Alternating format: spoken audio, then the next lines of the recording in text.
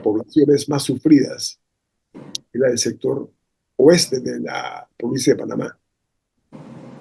El tramo comprendido entre Arraiján y Puente de las Américas es objeto y sujeto de llevar un rompimiento de la familia panameña que pierde horas en unos tranques que son abominables.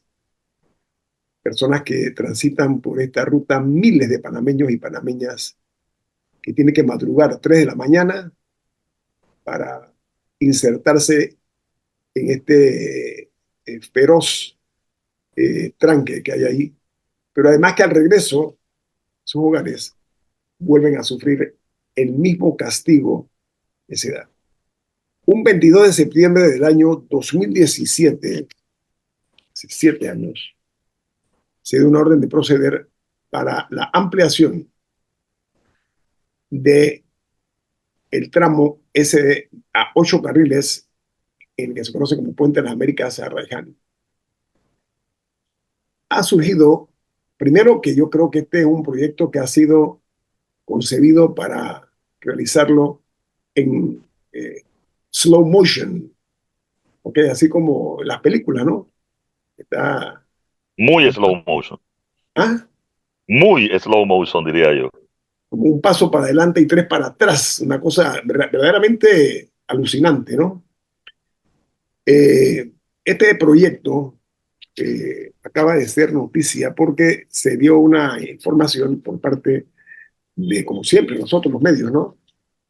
Que se había detectado que uno de los carriles de lo que llaman los intercambiadores no cuenta con el ancho adecuado, lo cual, por ser tan delgado, allí va a haber seguro en algún momento un conductor incauto, alguien que va a entrar a velocidad y va a haber seguramente algún día, de alguna hora, un accidente allí con consecuencias que son inimaginables. En Arraiján se observó una serie de deficiencias en la construcción de esta vía, 8 carriles. Lo que ocurre es que el mínimo, de acuerdo al manual de registros para la revisión de planos, el mínimo debe ser de 3.60 metros y este mide 3.07. Significa que un carro a duras penas puede meterse allí y, repito, esto es una vía rápida, entrar a este intercambiador. De seguro que van a tener que bajar la velocidad y esto, reitero, si alguien, que ocurre muchas veces, está pasando inadvertido por ahí, puede haber una tragedia. Yo pienso sinceramente que esta obra, cuyo precio original era de 370.2 millones de dólares, que la está realizando un consorcio que se llama Lomacobá, tuvo un costo final de 400, hasta ahora, ¿no? 413 millones de dólares. Estamos hablando de 40 millones de más. Este es un consorcio que está integrado por una empresa que se llama Constructora MECO, cuyo dueño fue llevado a prisión por cometer actos indebidos con su empresa constructora. Aquí en Panamá le condonaron los pecados, ¿no? Qué No, raro. en Panamá creo que tiene condena, pero la condena nunca incluyó cárcel porque creo que tuvo esos procesos de delación premiada y una de estas figuras jurídicas que están que yo no entendí porque la delación premiada es para que el de abajo sapee, para usar un término panameño, al de arriba. Pero si era el más alto, yo no entendía quién estaba sapeando él si era el de arriba, ¿no? Aquí los de arriba sapean a los de abajo, eso es un poco... Lo que pasa es que en Panamá el señor salió, ¿cómo se dice en inglés? Con flying colors, ¿no? Y en Costa Rica sí le cayó el peso de la ley y estuvo detenido este hombre. El otro es una empresa que se llama Acciona Construcción S.A. Adivinen qué, este proyecto tan necesario para los panameños, tan necesario, que provocó un desastre ecológico terrible, terrible lo que ocurrió allí, al lado del canal de Panamá, atención, en las riberas del canal. Ese va a ser entregado a fin de año. porque está en un 91.82%. Adivinen qué, esto tiene tiempo de estar en 91%. Eduardo, creo que tú debes haber dado seguimiento. No, 91% hace rato. bueno, ahorita he estado revisando, o sea, yendo hacia atrás, e incluso en mayo del año pasado decían que lo iban a entregar en septiembre, o sea, en septiembre del año pasado que iba a estar en funcionamiento. Y antes de eso, bueno, después a finales del año pasado decían que iba a estar operativo en el primer trimestre de este año.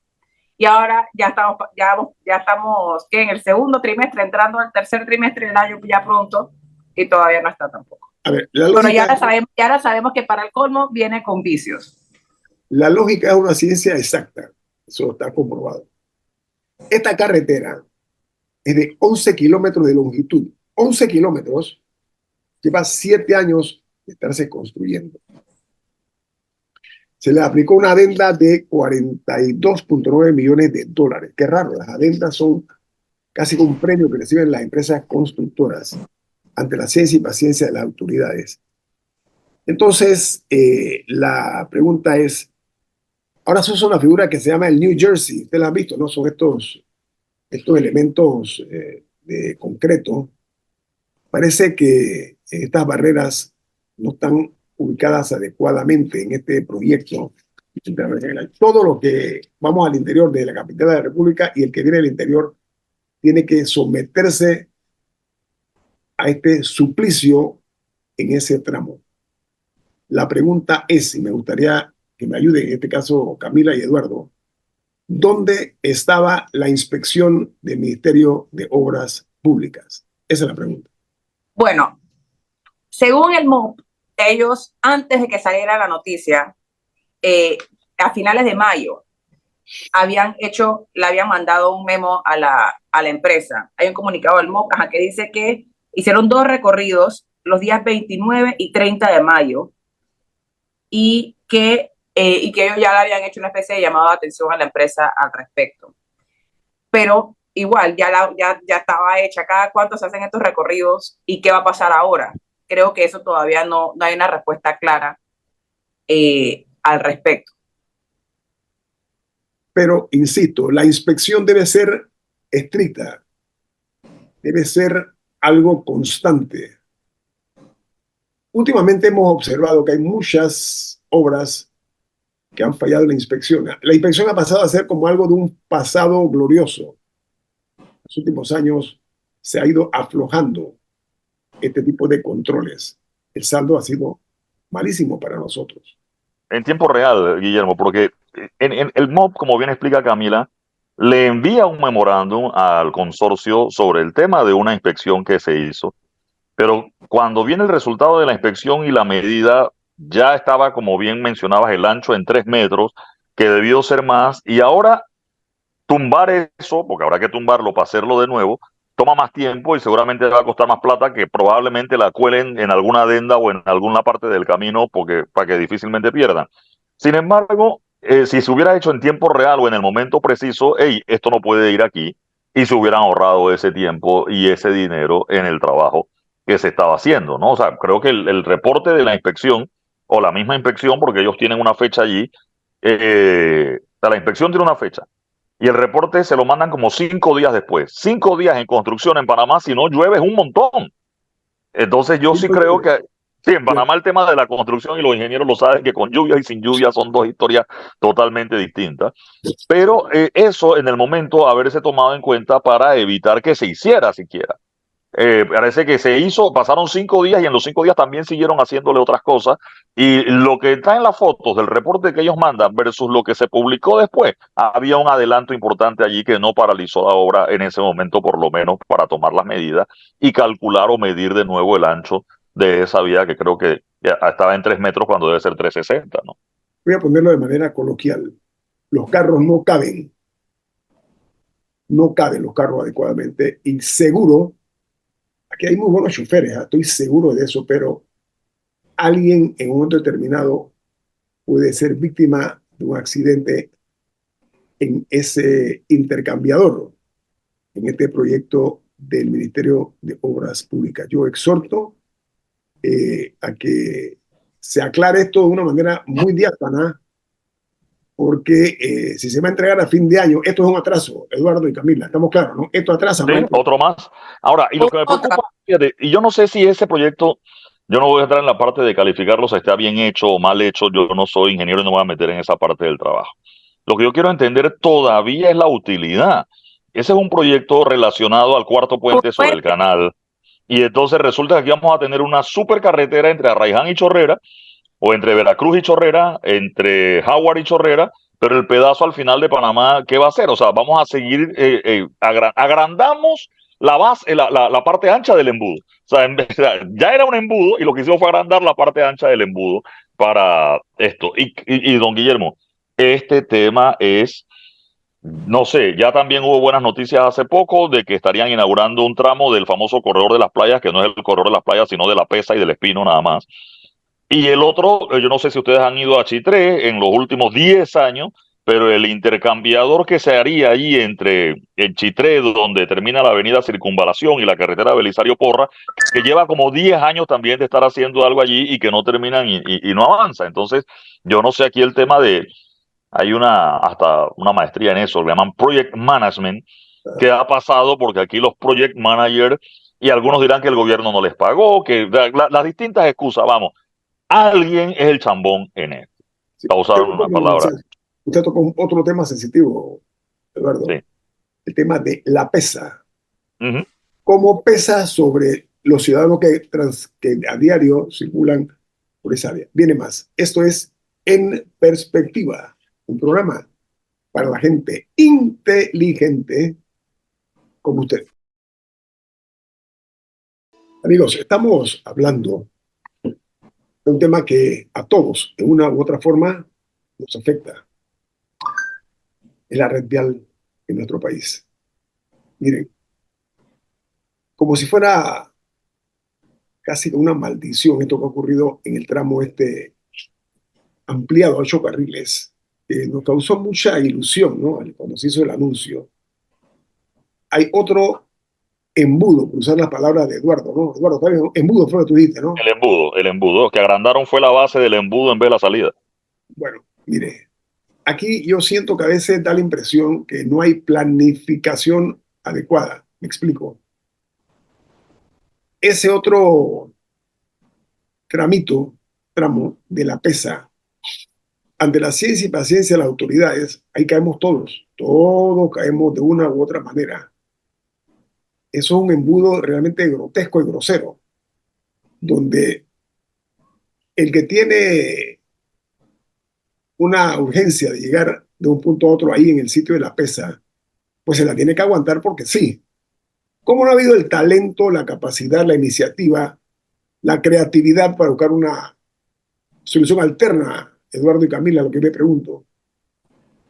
A menos que las autoridades del MOP no utilicen automóviles, que no conozcan este caso. No sé, los someto a la opinión de ustedes.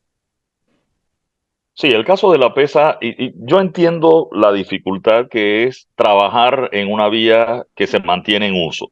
Es decir, no es lo mismo hacer una carretera por donde no pasa nadie que ampliar la carretera y tener los carros pasando al lado todos los días, etcétera, que es como lo que ha ocurrido allí. Pero fíjate, allí han hecho desvíos o caminos alternos, y el carril nuevo, el carril del desvío, primero que lo hacen estrecho, los jerseys a veces es un cono que está puesto nada más allí y te limita el espacio. No caben, como viene, a pesar de que están pintados 2 carriles, no caben 2 carros. O si hay un bus, no cabe un carro al lado del bus. Y el carril nuevo o el carril provisional, porque no es un carril nuevo, sino el carril provisional, mientras trabajan en uno, lleno de huecos y en mal estado, entonces termina generando un tranque, porque uno dice, bueno, si la vía era de 2 carriles y sigue teniendo 2 carriles, ¿por qué no funciona?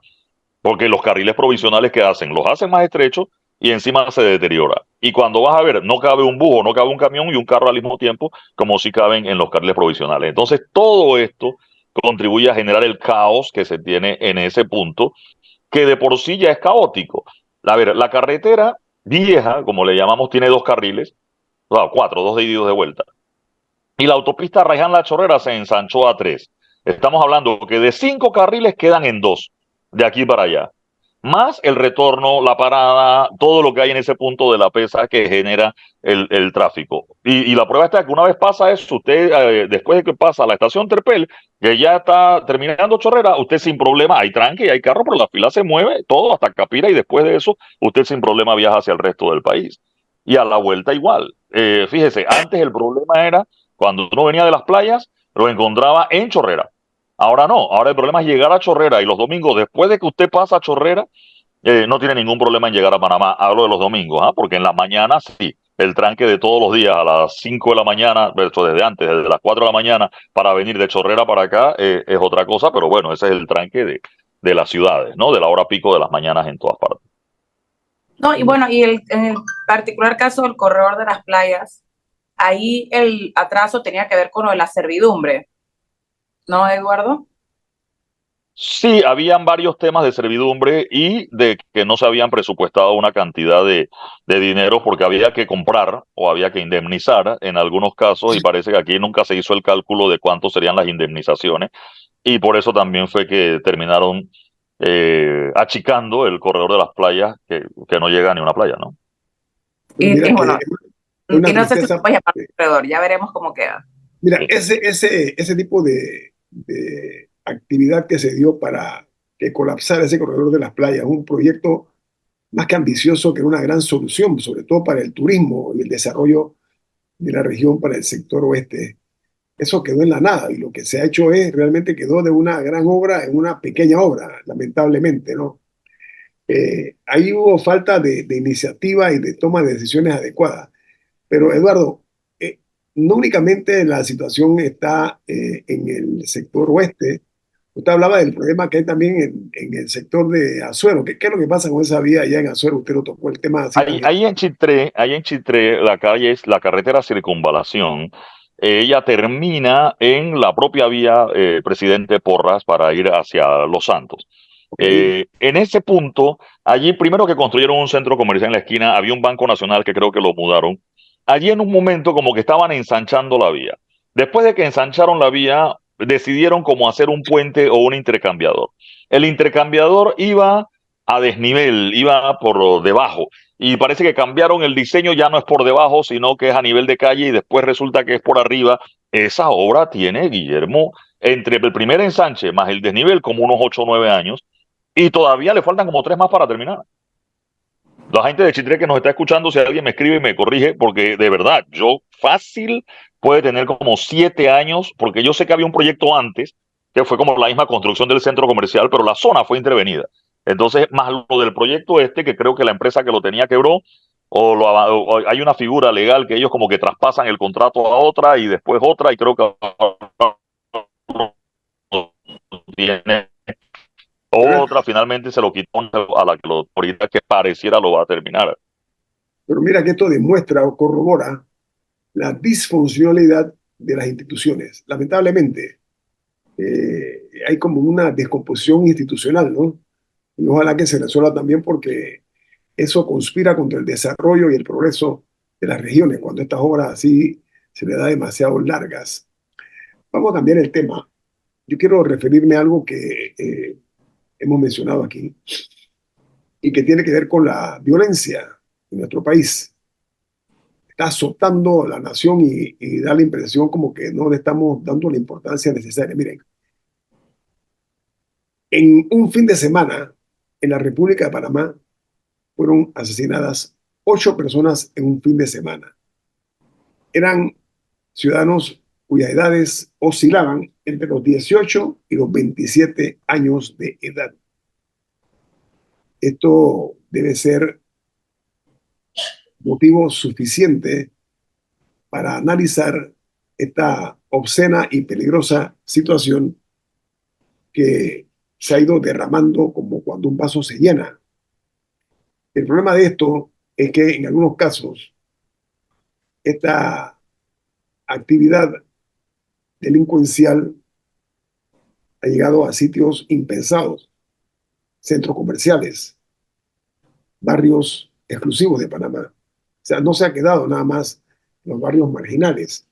Entonces, a mi juicio, esto debe ser motivo de atención mucho más en serio para fortalecer la enseñanza de la historia, porque aparentemente vivimos, pero pasamos por la vida sin saber qué pasamos, ¿no? Ante la mirada a veces un poco complaciente de las autoridades.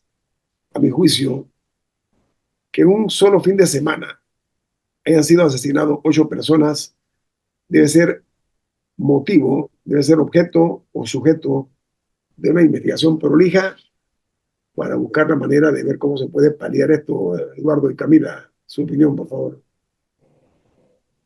Mira, yo entiendo el tema de la policía cuando se da un homicidio de esto, publican rápidamente el prontuario del muerto, ¿no? Y te aparece que la persona ya estuvo detenida o que acababa de salir de la cárcel o que ya fue investigado anteriormente. Hubo un caso en estos días de un taxista donde publicaron incluso que ya había sido víctima como de otro atentado previo, que había tenido expediente por posesión ilegal de arma de fuego, etcétera. Y puede ser, y efectivamente tendría que ver con las situaciones, rencillas, guerras entre pandillas. Aún así, toda muerte tiene que ser investigada y merece la atención de las autoridades y para la tranquilidad de la ciudadanía, porque si bien es cierto, puede ser una rencilla entre dos que se la deben, resulta que si yo voy al lado ese día me toca y no tuve absolutamente nada que ver. Hace poco hubo una situación de dos señoras cogiendo un bus allí cerca del municipio de San Miguelito, una chiva, Ahí, creo que una era trabajadora del municipio de San Miguelito y la señora muere producto de esa situación que todo indicaba que no era para ellas. Entonces, Eso va a la perdida, ¿no? bala perdida. Y el tema, reitero, bueno, sí, si fue entre uno y otro, bueno, y si fue otro maleante, investiguen, porque homicidio es homicidio, así el muerto sea el más maleante de los que hay. Al que lo mató, tiene que llevarlo a la justicia y hacer la investigación correspondiente, ¿no? Yo creo que allí ha faltado, o por lo menos esa parte en la divulgación, porque sí debo decirlo, la policía cuando se dan los casos, de una vez dicen, bueno, el muerto es fulano de tal y te sacan el prontuario del muerto cuando tiene prontuario, pero eso no justifica que lo hayan matado. O sea, aquí en Panamá la gente que tiene prontuario y que es delincuente tiene que ir presa y un juez determinar que esté preso por el tiempo que tenga que estar preso, no es otro maleante. sobre ese tema, Eduardo, existe, o por lo menos yo no recuerdo haber visto una estadística de cuántos homicidios terminan en una condena. O sea que, por ejemplo, si hay 100 homicidios en un año, se captura, enjuicia y llega a un resultado al final. Yo lo cual No, es no, no, no la tengo clara rápido. porque demora, Camila. Y entonces, ¿qué Ajá. ha pasado? Muchas veces la estadística que me llega te habla de 600 homicidios en un año y te hablan a lo mejor de 500 condenas, pero las 500 condenas son de hace 4 o 5 años del tiempo que demora el proceso y la acumulación y a veces hay de 2 o 3 años allí. Entonces, no tengo la estadística esa como tal, porque sí, hay una estadística de casos dados y una estadística de condenas, pero no corresponden necesariamente al mismo año porque las condenas vienen 2 o 3 años después. Se han ido reduciendo de la distancia con el tema del sistema penal acusatorio, otras son de 10 años, otras se extingue la acción penal, como llaman ellos, nuestro término de abogado, porque mataron al que estaban procesando por el homicidio y ya se acaba ese caso, pero sí, la estadística no necesariamente coincide el año de las condenas con el año de los homicidios. Esa es una asignatura pendiente que hay que buscarle una respuesta. Bueno, y Porque, también la reducción, porque es innegable el aumento que hay en los homicidios.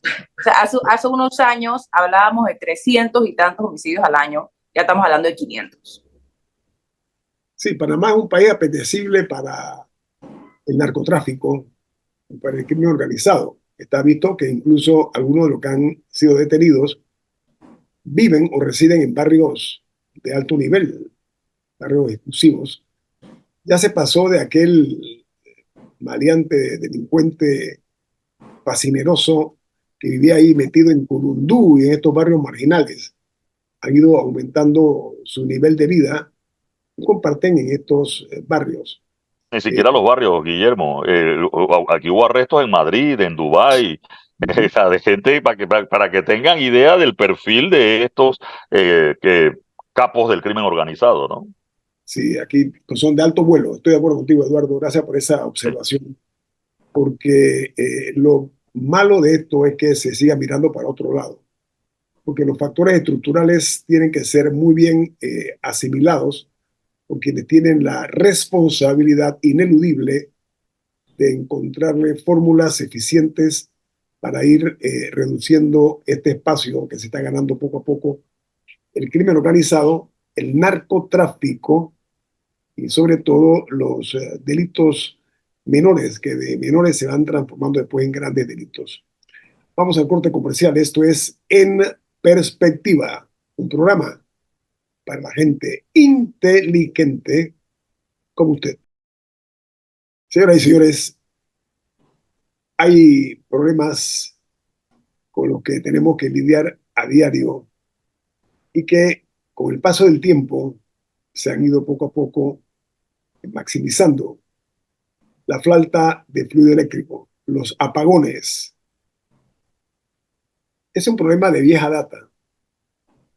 Entre otras cosas, porque la ley es muy clara.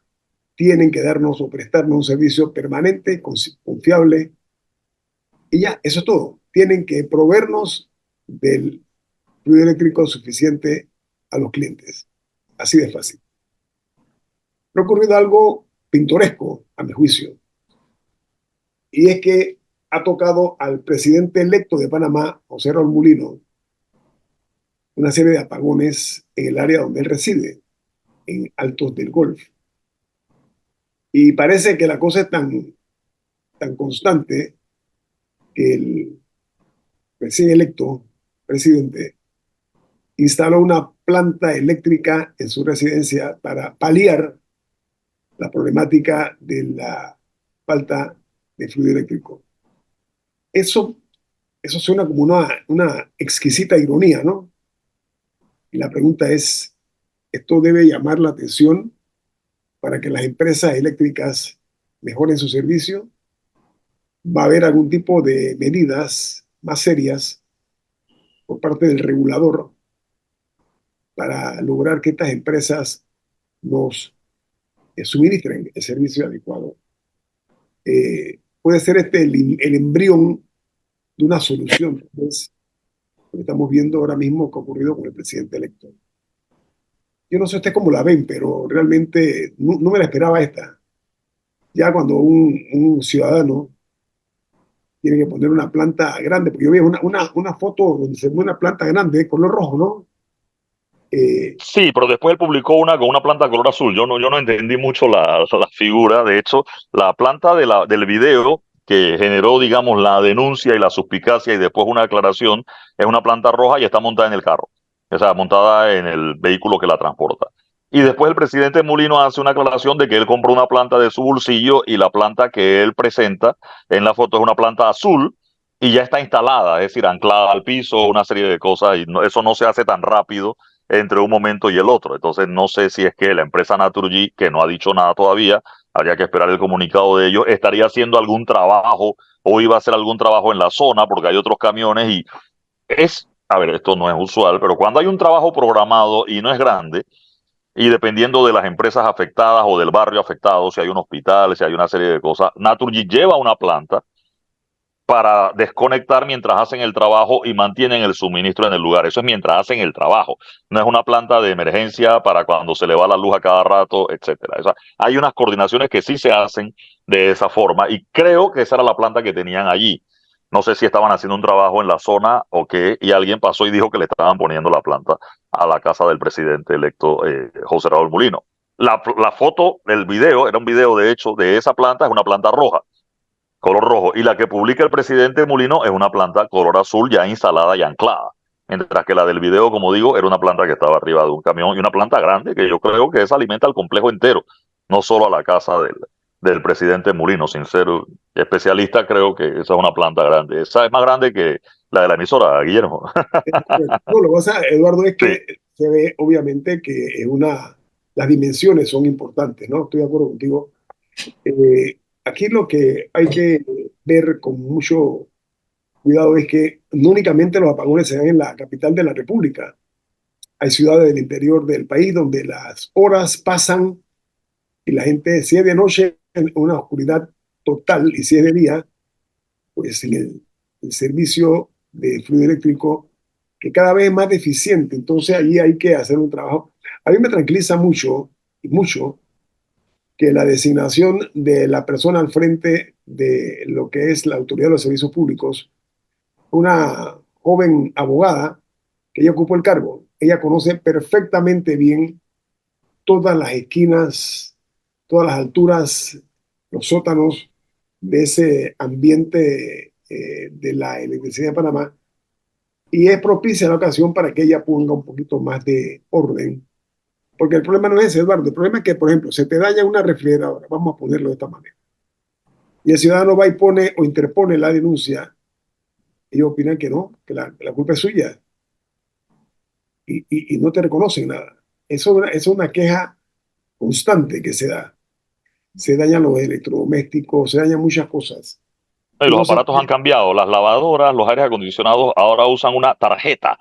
Entonces, esa tarjeta famosa de los aires acondicionados, de la lavadora, no es igual a las lavadoras de antes, que quizás era una serie de relay, un reloj y unas cosas más mecánicas que se podían resolver. Entonces, estos bajones de electricidad convierten a los equipos más sensibles, los equipos más sensibles ahora, pues por la dichosa tarjeta que cuando vas a ver ya está descontinuada, ya no se consigue para el modelo que tienes, porque además duran un año.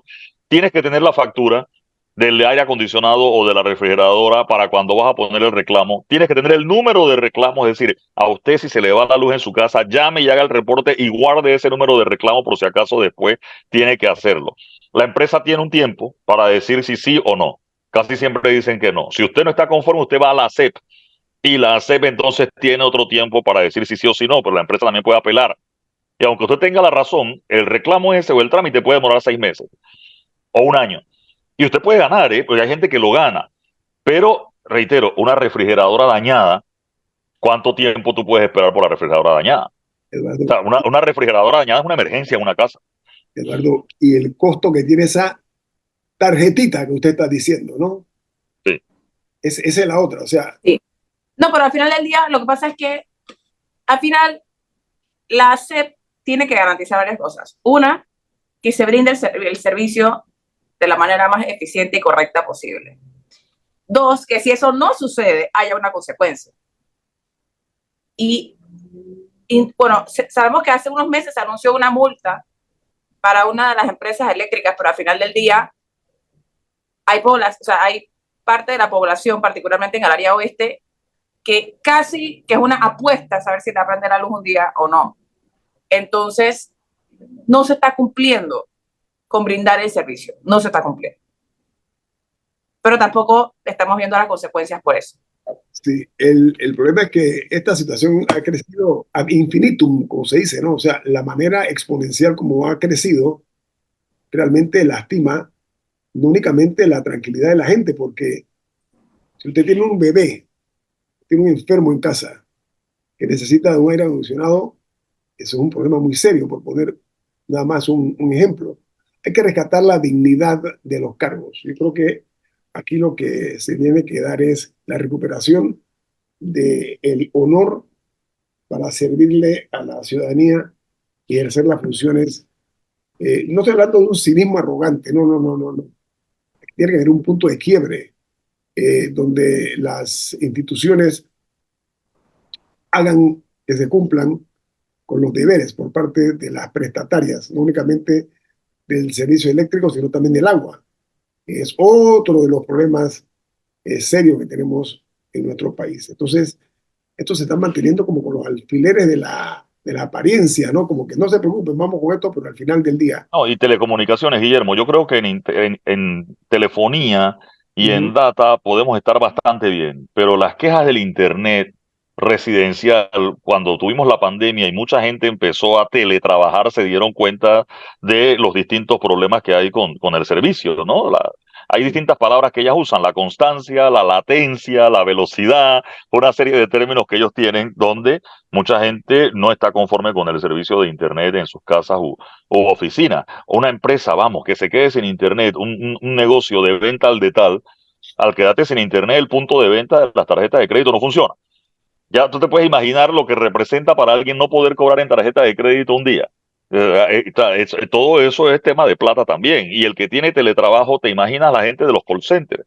Empezaron a mucha gente quedarse, bueno, el call center con tu computadora en tu casa te quedas en teletrabajo y trabajas en un call center de tu casa, pero si te desconectas porque el internet no sirve, tu empleador, ¿qué te va a decir? Vamos, no, así no podemos, ¿no?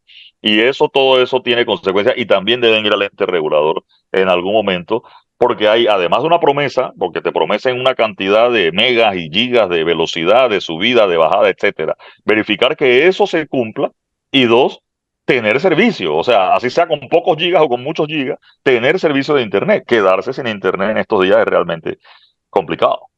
La estabilidad en la prestación de servicio, Eduardo. Eso es todo. Ujú. Así es. Garantizar que el servicio sea permanente y confiable. Por ahí debe ir la cosa, a mi juicio, porque hay un cierto rencor acumulado hacia algunas compañías porque no únicamente ignoran la problemática de la ciudadanía, sino que además de eso aquí se ha ido subiendo el precio o el costo del fluido eléctrico de una forma realmente descabellada. Aquí no se compensa el costo del fluido eléctrico por lo que pagamos nosotros por kilovatio versus el servicio que nos prestan algunas empresas. Yo creo que ese punto de quiebre tiene que darse. Esta es una oportunidad propicia para que la nueva administración dé el paso adelante, sobre todo con esto que ha ocurrido. Qué noticia, pues, que el propio presidente ha tenido que comprarse una planta eléctrica, imagínense ustedes, para tener el servicio en casa que es deficiente por parte de la prestataria. Entonces me ocurre pensar que la ocasión es propicia para que, aprovechando ese detalle, hombre, hagamos de esa situación una respuesta que de alguna forma u otra pueda satisfacer la aspiración que tenemos todos los panameños de contar con un sistema de fluido eléctrico que realmente satisfaga nuestras necesidades, porque dependemos 100% de lo que es el fluido eléctrico. No cabe la menor duda que eso es así. Bueno, amigos, hemos llegado al final de En Perspectiva esta mañana. Con nuestro sentido de agradecimiento, les invitamos a que continúen en sintonía, porque viene la periodista Lorena Castillo con su programa Altavoz aquí en la cadena nacional Omega Estéreo. Ha finalizado En Perspectiva, un análisis para las mentes inteligentes por los 107.3 de Omega Estéreo.